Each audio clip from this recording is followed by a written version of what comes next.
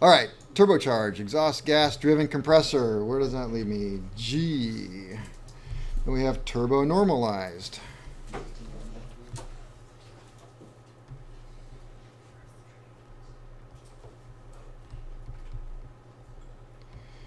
Turbo normalized does not boost. Does not boost the manifold pressure. So what's the most you're going to get? 29. It doesn't boost it above 30. Turbo supercharge.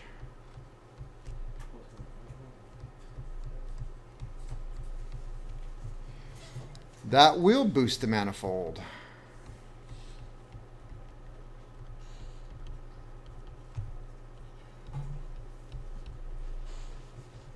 Above 30. That could be in the neighborhood of 34 to 48 inches, depending on the aircraft and what they want to do. Then there is the super duper. No, I'm just kidding. There's nothing. So they're going, yes, I knew it.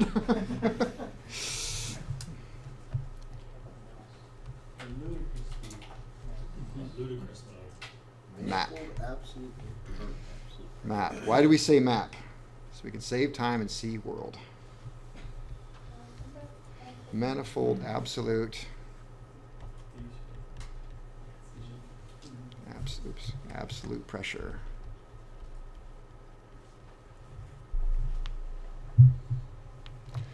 Or sometimes just MP, which is manifold pressure.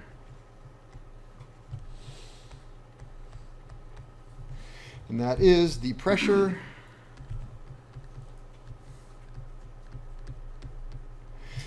in the intake manifold. Pressure in the intake manifold. That is throttle, 2 cylinders.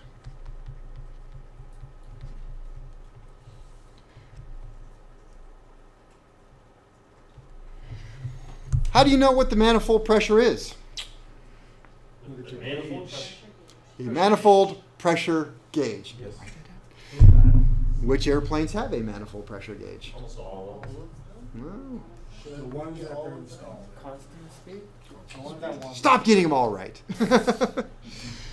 Any aircraft that has a constant speed propeller will have a manifold pressure gauge. And you're thinking, wait a minute, what if it has a turbocharger and it doesn't have a constant speed prop? Then you have one screwed up aircraft. Because you're just like, why would you do that? It's like a Subaru with a nice stereo. It's like, it's just kind of stupid. Sorry. It's okay. It made me laugh. Okay. Yeah, thanks for Ireland. Don't worry. I'm just jealous because all the girls like guys at Subarus. And Only one.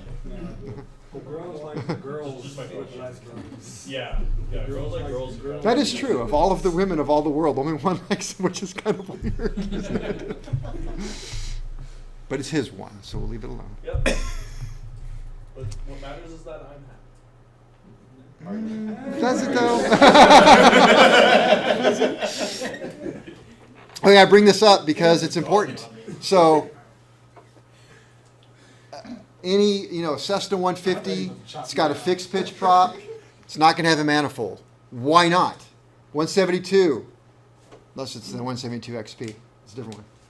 No manifold pressure gauge. Why not? You don't need it. Why don't you need it? Get RPM. Because why? Got RPM. Well, I got RPM in my plane in a manifold. Why would I got both? Fixed pitch. It's a fixed pitch. It doesn't matter. You're going to get what you're going to get. You can't do a thing about it. So why bother worrying about it? Yeah. Right? Which is what you're saying. I know that.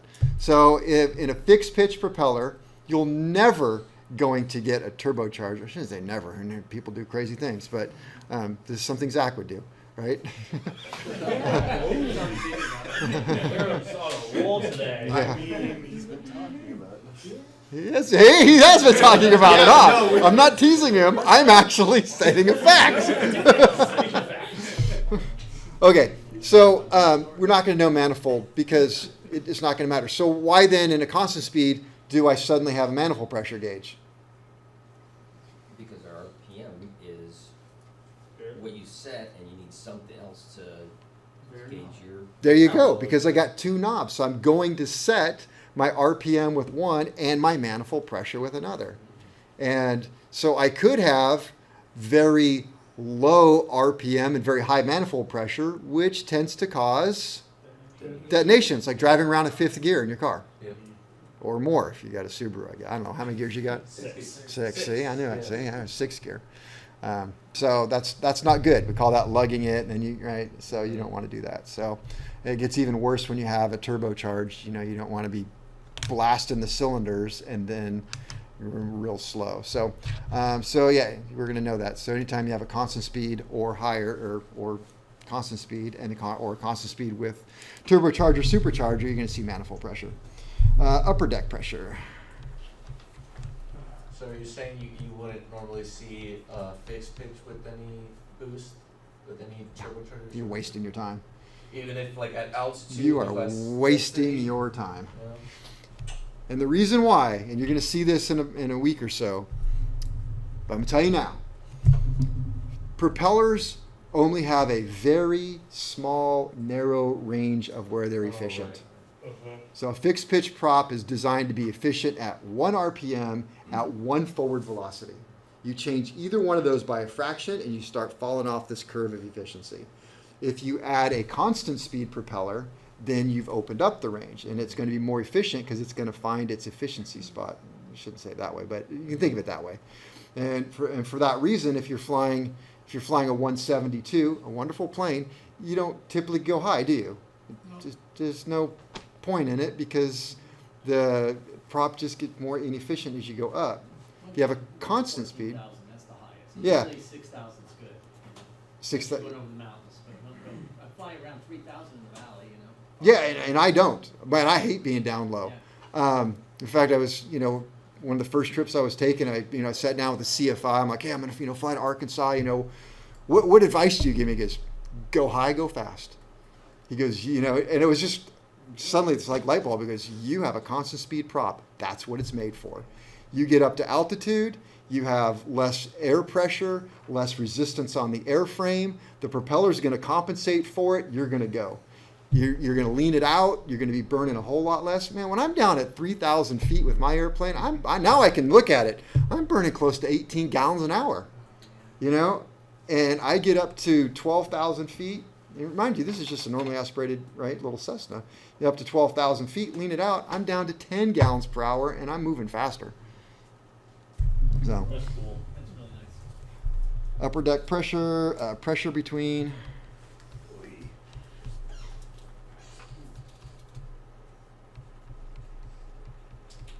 the compressor and the throttle. The compressor and throttle. So pressure before the Yep.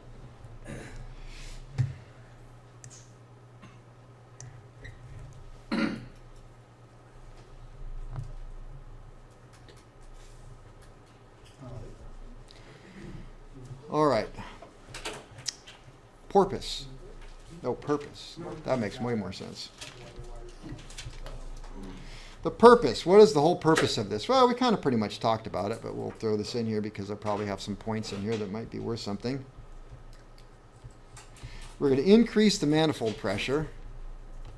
Increase above the pressure of the atmosphere. Above the pressure of the atmosphere. You're thinking, wait a minute. Not really. What about in a turbo normalized engine? Am I increasing the manifold pressure above that of the atmosphere? No. No, but I will in a minute. Yes. All right? Literally. Because you're going to be climbing out at 1,000 feet per minute, probably, or more. And so 1,000 feet, you're going to be a minute, you're going to be 1,000 feet. Atmosphere is dropping off. Still And BMC level. And yep, now you're above atmospheric. All right, why do we want to do this? What's the whole purpose? Volumetric efficiency. To do what? More power. More power. More power. Less power. To increase the horsepower. If I increase the horsepower on the ground, it's called Ground power. ground power. Okay, I'll write this then. On the ground, Power.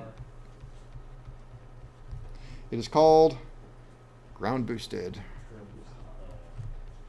It's called ground power unit. Ground power unit. If it is at altitudes, or at, let me see. I'm not going to put that because it makes no sense. It's on the ground, it's ground boosted. I have on here, or at high altitude, ground boosted or normalized, but that would make you think, well, it's only boosted at higher altitude. So I could put that above ground. Hey, we can do that. Above sea level, ground boosted. No, called normalized.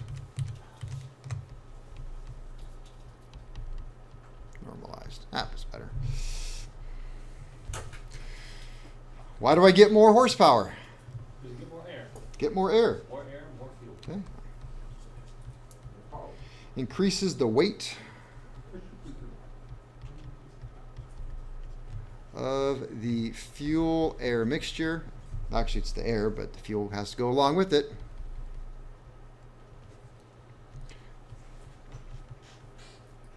Delivered to engine.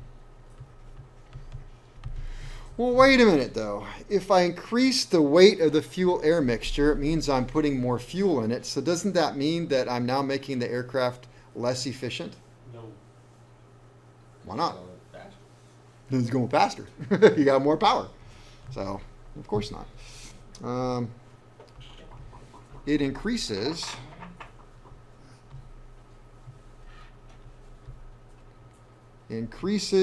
the compression. Finish that. Compression what? Ratio. Who wants to write ratio in there? Define ratio for me. Of air to fuel. Or compression ratio. Compression ratio is defined as 1 to. Yeah, bottom dead center, top dead. Go ahead, give it to me louder. Get it, everybody. The difference between top dead center and bottom dead center. The difference of what? The pressure. Not pressure. Inside the cylinder. Volume. Volume. So compression ratio is the difference. Of volume at top dead center versus bottom dead center. Have I changed the volume? No. So we're not going to use that word, are we? Okay. No. Compression. Pressure. Compression pressure. Well, I don't know. That sounds redundant. it does. It does. But I'm trying to make a point here.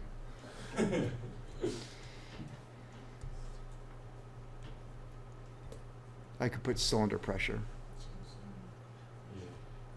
Increase cylinder. But I chose that because I wanted to make the point, because I think this is like on your test questions and stuff like that, is that compression ratio. How would I change my compression ratio? Change the stroke. Change the stroke. It's easy. So what do I got to change? The Crankshaft. I just got to get a new crankshaft. It's only a lot of money. Or different piston height, right? Or something like that. So, all right, so we're going to need some tools. But a turbocharger is going to change the cylinder pressure, not the ratio. So that is my point here. So compression ratio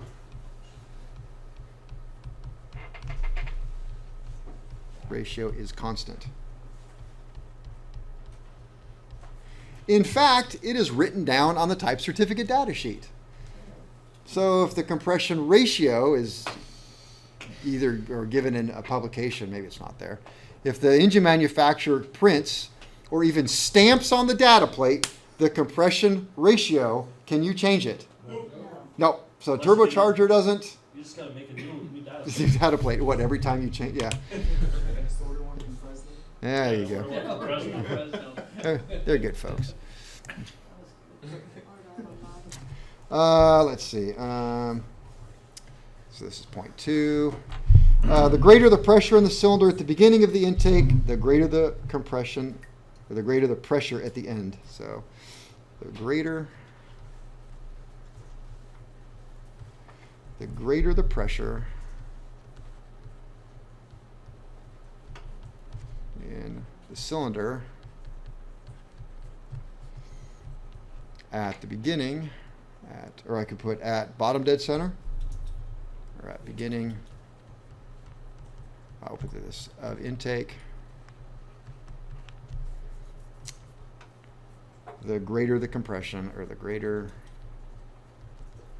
the pressure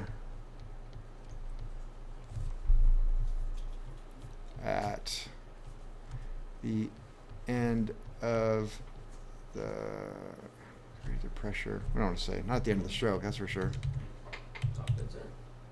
Yeah, thank you. Greater the pressure at TDC. Kind of, because intake stroke goes this way. But it's going to come around to top dead center, so you have the greater pressure. So that works. So, Why is that important? so more incoming pressure will output more pressure. Yes, the greater the pressure you have Incoming. incoming, the more pressure you're going to have when you go back up. The ratio is the same. Cylinder at bottom Yeah. dead center. Makes sense. You haven't changed the stroke by any. No. Why do I want to increase the pressure? Wait. Oh, thank you. Yes.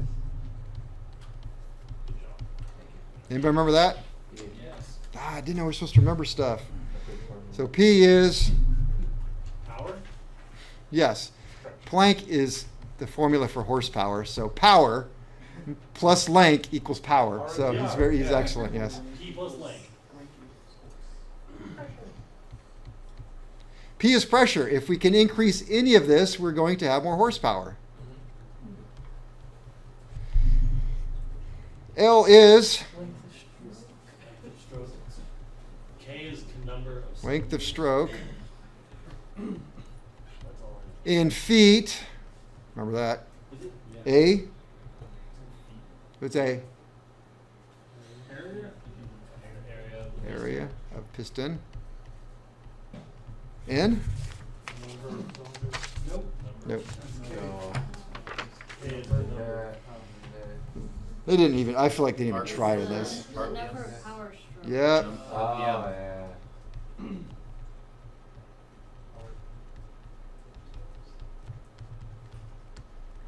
And K is the, Number of cylinders. there we go.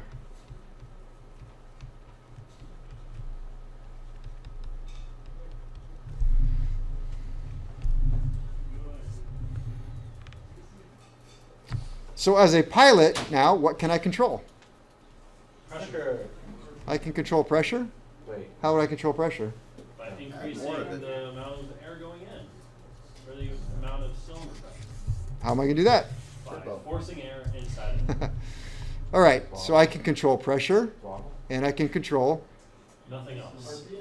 RPM. RPM. Oh, yeah. Oh. All right, well, how are we going to do that? Well, RPM's easy, you know that. Throttle. Yeah. Throttle's up there. Right. Yeah. The prop. It's my prop RPM. Yeah. Gotta start thinking about more higher performance airplanes. So, all right, so you're flying along in, well, I'm just use my plane. Sorry, I keep using it, but it's just what works for me. Does it work for you guys? Good example. It's a good example. That's why I bought it. Okay, so I'm flying along at 10,000 feet, and I want to adjust it because I want to cruise, and I think, hey, I want to fly along at 65% power. So I reach over, I pull out my pilot operating handbook, and I turn to my performance section, and there's all these charts in there. And I look to the one that says 10,000 feet. I was at 10,000? Okay, 10,000 feet. And at 10,000 feet, I've got 3 columns. So you have standard day, and then I got less than standard, more than standard. So I look over at my thermometer, and it's in Fahrenheit or Celsius, and this is in Fahrenheit. So I say, forget it. Who cares? So so I got to convert it. So I look, and I'm like, hey, I'm standard day, right? And I want to cruise at 65. I go 65, It may have all kinds of stuff. It may say, well, cruise at, 2,400 RPM at, I don't even know what the numbers be, 23 inches. Or maybe you want to do 2,300 at, this didn't work out well. Let's say 20, at 21 inches. Or maybe you want to go 2,200 at 22 inches. What would you like to do, Kevin? And you just choose. I feel like this one today. I don't know, And sometimes the higher you go, the fewer choices you get. At some point, you're going to be at 2,400 at 18 inches, and you're like, okay, and that'll equal like 50% power. And you're like, well, what if I want to go more? And you look over, and this knob is all the way in, and this knob is all the way in. You're like, well, I'm not going any faster because you've maxed out. But the point is, you can change the pressure or you can change the RPM. And the book will tell you, you can just choose. I can increase my RPM, pull back the pressure. If I want to go higher pressure, pull back the RPM. It's just whatever. And all of these perhaps will equal 65%, something like that. Then it'll give you gallons per hour for each one of them. Of course, you just pick the one that has the lowest gallons per hour. I tend to like to run my engine slower for some reason. I don't know. And boost the manifold, but just because. All right. Does that have any effect? Like any adverse effects, like boosting the manifold pressure a lot? Well, I'm not boosting it. You mean bringing it up? Yeah. Yeah. Well, you're pretty limited in a normally aspirated engine to what the atmosphere is. Yeah. So you get Well, high like- enough, it's not going to. What about like in a turbocharger? Oh, absolutely. Yeah. You can overboost it. Yeah. That's bad. The more pressure, the higher the heat. Yeah. What else we got going on? Yeah, you're limited A to lot of pressure. heat. Yeah, and A think lot. about driving around in fifth gear, sixth gear. You don't want that. You don't want low RPM, high manifold. That's a bad combination. So you got to stick with what the book says. And they're not going to go too far out of that range. It's not going to keep going. It's not going to go, well, if you want to cruise around at 1,000 RPM and idle it, well, just bring your manifold pressure all the way up to, they're not going to do that. It's going to be in this, that's about it. I'm about 3 choices there in my plane. Yeah.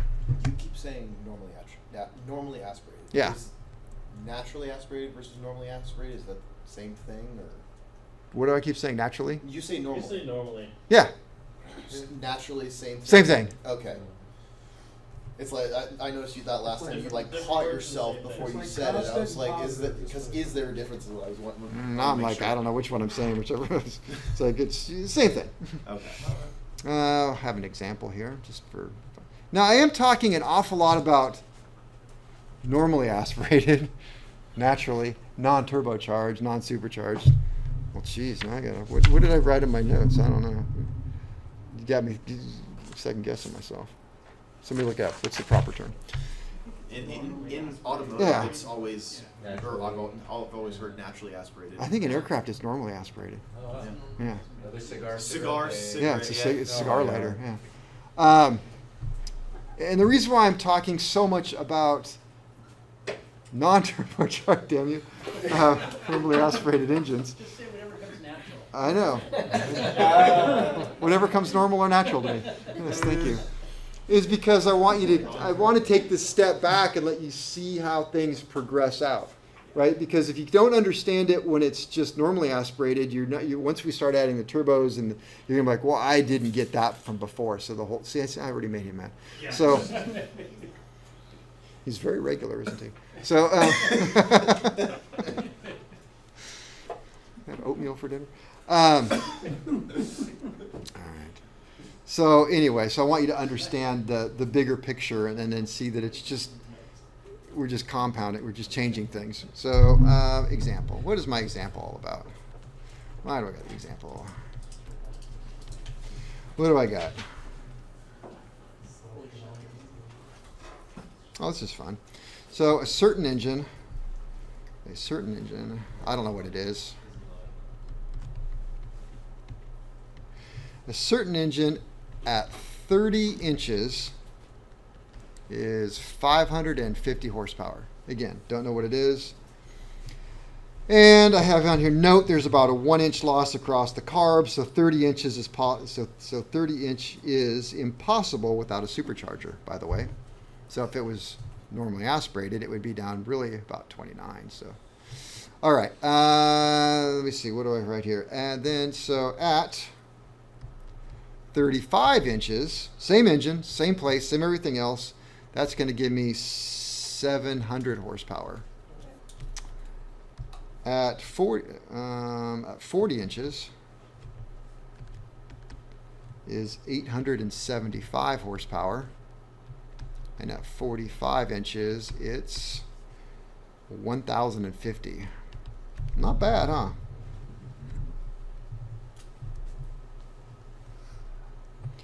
So why don't we just supercharge everything? Just blast the snot out of it. Heat. Big one. Weight is a consideration. Complexity. I would think that the number one reason why we don't just do this down here. Reliability. Yeah. Okay. Reliability. Then the number two reason. Number one, reliability. Number two is metal fatigue. You got to build an engine that'll withstand this. And you guys ever watch Mike Patey's video where he's building the Scrappy? And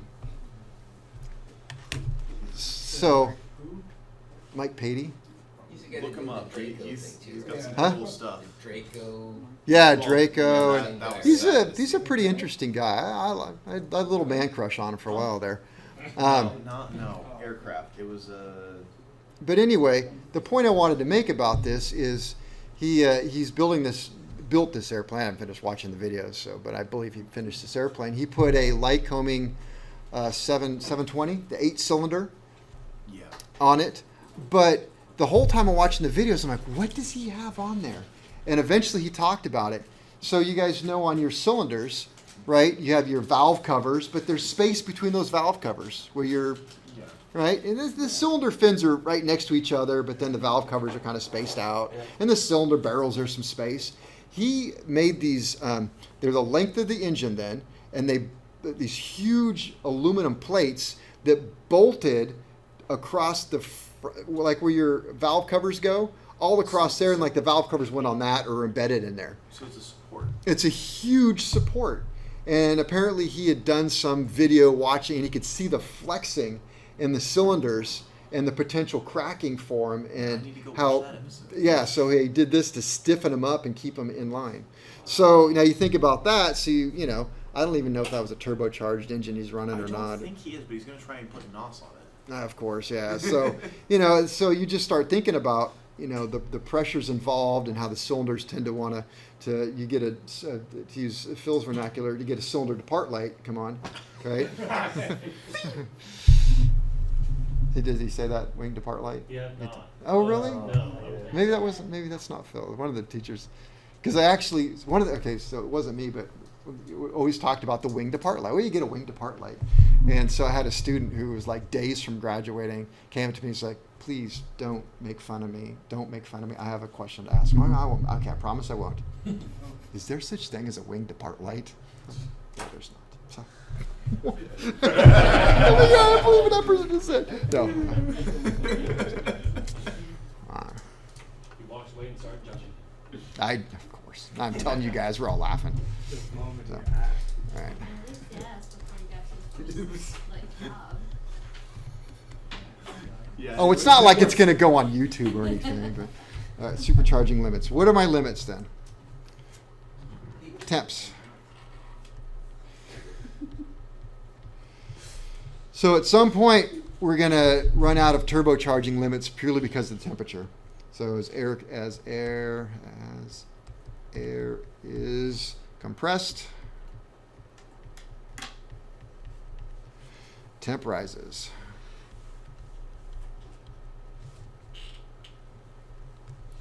And of course, that creates all kinds of problems. So increased temp equals decreased efficiency of compressor and engine.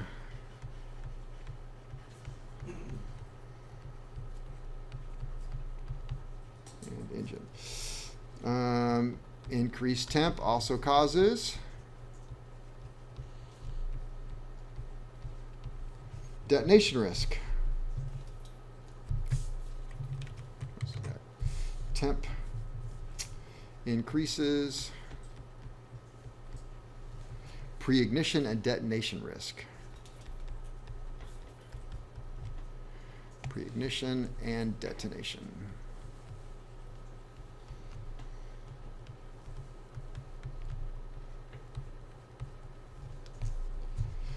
All right, so we got temperature. Just talked about engine design.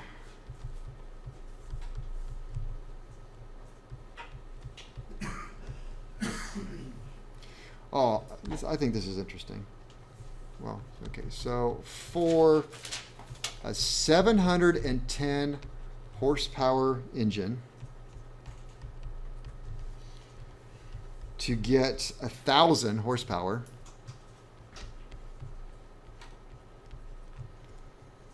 that's an additional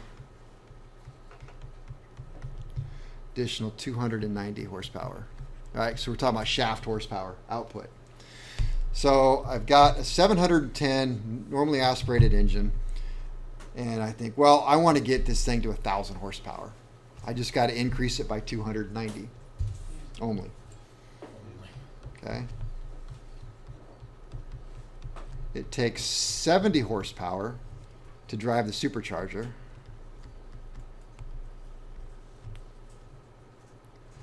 Is that on all superchargers, or is that? That's this example I pulled up. Just an Yeah. example? So if you think about it, I mean, that's every single bit of horsepower that Taylorcraft across the streets put out. That's only a 65 horse. It wouldn't even do it. You'd have to go to, well, then the next step up would be a C85 that they'd use in a Cessna 140. So you're basically taking a Cessna 140 engine, 120 engine, you're bolting it there just to run this supercharger.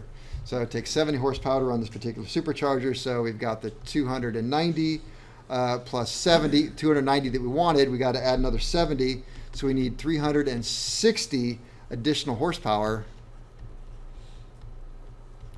Additional horsepower must be produced to get the 290 shaft out. Follow? Because you have all the losses anyway, right? You've got friction loss, heat loss. Well, now we're just going to add the supercharger to the loss on that, and so you've got to boost all that up. So you're talking about, so what are we doing there? Additional 290 plus, so 1,070 horsepower is what it's got to produce to get it out, if I did that right. So if the engine wasn't designed to do that, then you got problems. So you're talking about heat, metal fatigue, pressures. I don't have a C. So there are limits. So when we talk about stuff, we get to a point, that's always the question, why not more? Well, now you know why not more. You just can't keep throwing it out. If that were the case, then we'd all have little tiny 3-cylinder engines producing 1,000 horsepower. McLaren engines. Is it McLaren that does the 3 cylinders? No, it's the Koenigsegg. The new Oh, Koenigsegg Koenigsegg, has yeah. The Chevy Metro had a 3-cylinder engine. Oh no. The Koenigsegg has a 3-cylinder? Yeah, it's a The- big, Yeah, it's 3 cylinders, 2 liter 1,000 3-cylinder. 2 liter 3-cylinder. Twin Twin turbo. turboed? Yeah. Twin turbo, and it makes 600 horsepower. Oh my goodness. Imagine what it'd do if it had one more cylinder. Why would you do that? Well, it has 3 electric motors as well. Oh, well, there you go. It's a hybrid. So nobody's going to date the guy. 17. Yeah, It's a hybrid. yeah, it's apparently 1,700 horsepower. Wow. You'll date a hybrid. Yeah, but you, Hybrid's okay. Yeah, it's a They hybrid. pass. It's not an electric. Okay. Mm. Well, then there's the word Gara that didn't have a We'll have to take a transmission. poll. Would you rather date somebody who had a Prius or a Tesla? The 1-to-1, yeah. Um, It was just a torque converter. You would. They're on a Tesla, they cost you. I wouldn't go with the Prius. They're going to steal that catalytic converter right off of it. You still sore about that? It's only been a week. I watched them steal mine. That pissed me off. It was like 2 in the morning. I had this weird feeling, and I'm looking out my window, and I see lights, and I'm like, oh, maybe it's my neighbors because they have like a young teenage girl. And I'm like, no, this is taking way too long. And as soon as I go out the front door, car just drives off, and I'm like, Man. I grabbed my keys, started up. Sure enough, it was gone. Oh, in your Must Prius? sound- Yeah. Yeah, because I guess that's the number one car they're going for. Yeah. Huh? And then I cat caged it actually. Okay. Yeah, and they're only like $300. For that, yeah. Yeah, but I mean I wrapped that around my frame in certain places. I mean, I ain't going anywhere. All right, let's talk specifically about the internal supercharger. Now that we've kind of paved the way for what we're going to talk about, we'll talk about that. So the internal supercharger, it consists of, sorry, I'll try and make it more, consists of a supercharger. Next point, gear-driven centrifugal compressor.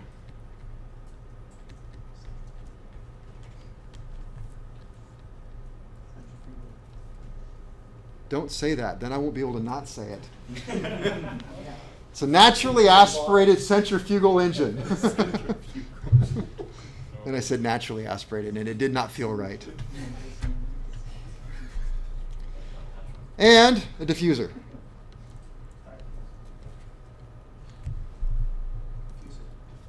Diffuser. So typically where you would find this, you can think about it, you're really not going to see this so much in a horizontally opposed engine. I mean, the 2 examples I can give you are the one and the 185 I told you about and the picture I showed you a few minutes ago. Other than that, I've never heard of any sort of supercharger on on the horizontally opposed. Normal one? Horizontally opposed. And the terminal one that you showed us? That's turbocharged. Oh. So we're talking about superchargers. Oh. Belt driven, Oh. gear driven, whatever. In this case, I'm saying gear driven because that's pretty much the norm. Like I said, it's in my whole career, like I said, I've only seen one on the internet and one in my life that was Belt driven. belt driven. I think that one on the 185 was belt driven. But you couldn't see it. No. I can't remember. It might have been gear driven actually off of the alternator drive. But anyway, where this is commonplace is in radial engines. So if we look at sort of common radial engines, which aren't so common anymore, we start talking about, okay, where do you see these radial engines? Well, the Stearman biplane is a pretty common plane, right? You guys know what the Stearman biplane is. And they have radial engines, so that would be kind of the smaller engine would be the 220 horse Continental. Does not have anything. But then you move up one into the Lycoming, which had 9 cylinders. The Continental has 7. We have examples. If you walk in our shop and where the garbage can is, where you wash your hands, the garbage can, if you look beyond the garbage can, there's a Continental 220 sitting there and then a Lycoming R680 sitting right next to it. So, it's not like these are never seen. You just haven't noticed it. So the gray one, the Continental, has no diffuser, no supercharger, no nothing. But the one next to it, the Lycoming, actually, if you were to look at it, looks like it has a supercharger. It has a very large impeller in the back. It's got a diffuser section in it. So it's the air comes through the carburetor, goes right into the diffuser, compressor. The compressor compresses it out, diffuses it out, goes to 9 cylinders, and off you go. The only thing is, it doesn't boost anything. It turns at a speed that simply just diffuses out and pushes the air. There's no compression at all. Okay, move up one more. We'll go to the Lycoming, the Pratt & Whitney 985. Same design, would look the same, but they're going to spin that pretty fast back there. And now you're talking about a supercharger, right? Or look at the R2800 that's sitting there on the big one, right? Okay, we plugged that in, didn't we? And okay, and you look down there. Look, anytime you want to, you guys plug that in. Just, if you're going to put your fingers in there, let me know so I can watch it, so I can fill out the incident report properly. And this guy getting a Band-Aid. So anyway, plug that in, and you can see, the propellers. Well, number one, the propeller is on a gear reduction, so it's moving pretty slow. But then look down there at that supercharger. That thing's a blur. Even if the prop's spinning at this rate, that thing down there, it's spinning so fast you can hardly see it. It is just going. So it's interesting. Look at it. But that's a gear-driven centrifugal supercharger down there. Let's see. And then I showed you the one with way back. Too far. That one. Same thing, right? 2-stage. And I also mentioned that not only did they have 2-stage, but they had multiple speed. And I'm almost positive the 2800 has a 2-speed in it. So, here, you want some extra credit? Find out where the lever is for that thing for the two. I don't actually know. Never thought to look for it until just now. I'm like, hey, that'd be fun. See if we can disengage and re-engage it. See if it's got a 2-speed on it. So, all right. So, you got that. Let's see here. Make a few more points before you get out of here. Okay, so the fuel-air mix. Fuel-air mix is drawn into the center of the compressor from the carb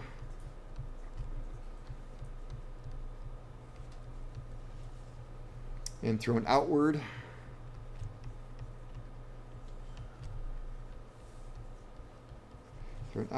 into the diffuser.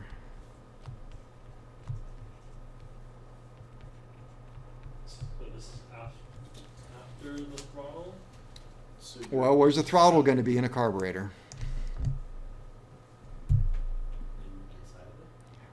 So if you're so you have a carburetor before your Yeah, supercharger. before the Yep. So remember, the carburetor is bolted to the outside of the engine, Yeah. on the bottom of Oh, that yeah. engine. So it's going to come in the carburetor, and it's probably going to be a PR 58 or something like on that R2800, right? The big old pressure carb. So pressure carb, you're going to pull it up in there. It's going to go in the diffuser, your compressor, follow into the compressor. Look at it. You see that goes right in there. The compressor compresses it, diffuses, throws this out, goes through all the pipes into the cylinders. It's crazy to think that amount of air can go through that little hole. Yeah, it's a lot. So, all right. So what does it do? So this provides better fuel-air distribution. So this provides better fuel-air distribution, which is why Lycoming did it without supercharging. They just kept the diffuser in there. I'm like, well, just spin this thing and sling it out. It's really going to help diffuse everything out. From the diffuser to the intake pipes. ABC. So from diffuser to intake pipes.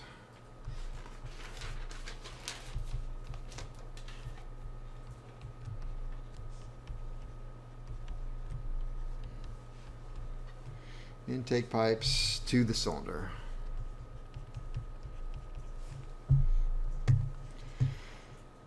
All right, I'll make one last point here. I won't write it down because it's not on my notes right here in front of me. But there's an important point about the fact that I said the fuel-air mixture is drawn into the center of the compressor. So what is hitting the compressor? Fuel and air. Okay, that's an important point because pressurized aircraft, where do you get your pressure from? From your compressor. From the compressor. Not this one. Why not? Because a bunch of fuel. So on a turbocharged aircraft that's pressurized, you're going to steal the air out the turbocharger, but you sure as heck don't run fuel and air into the turbocharger.